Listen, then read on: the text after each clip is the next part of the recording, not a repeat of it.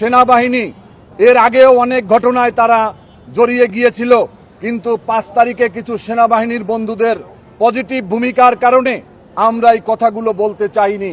অস্বীকার করার কোনো সুযোগ নেই। 7 মার্ডারের সাথে সেনাবাহিনীর সদস্যরা জড়িত ছিল, এটা আজকে দিবালোকের মতো পরিষ্কার।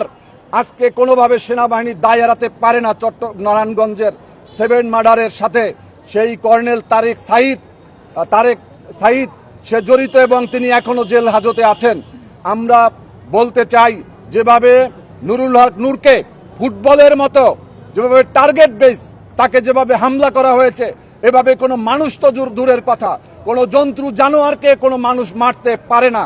এই পৈশাচিক ঘটনা আগামী দিনের নির্বাচনকে নিয়ে নতুন কোনো ষড়যন্ত্র কিনা আমরা জানি না।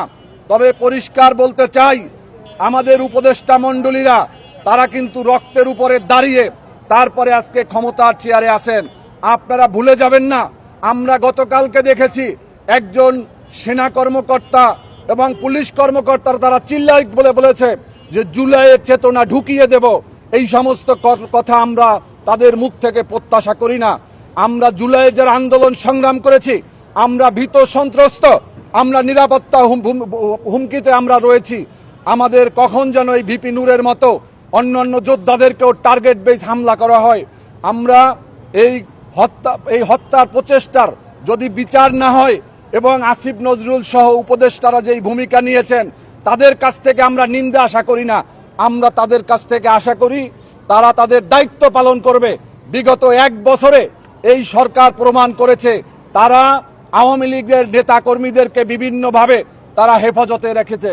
আমরা দেখেছি প্রশাসনের রন্ধ্রে রন্ধ্রে এখনো আওয়ামী লীগের যার সাথে যারা জড়িত, আওয়ামী লীগের নিয়োগে যারা বিভিন্নভাবে পুনর্বাসিত হয়েছে তাদেরকে প্রমোশন দেওয়া হয়েছে, বিভিন্নভাবে তাদেরকে পুনর্বাসন করা হচ্ছে।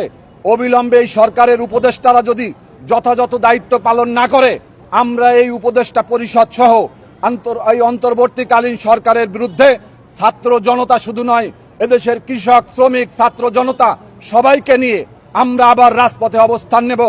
আমরা বাংলাদেশের গণতন্ত্র পুনরুদ্ধারের জন্য আমরা যেই ভূমিকা নিয়েছি, আমাদের এই ভূমিকা অব্যাহত থাকবে।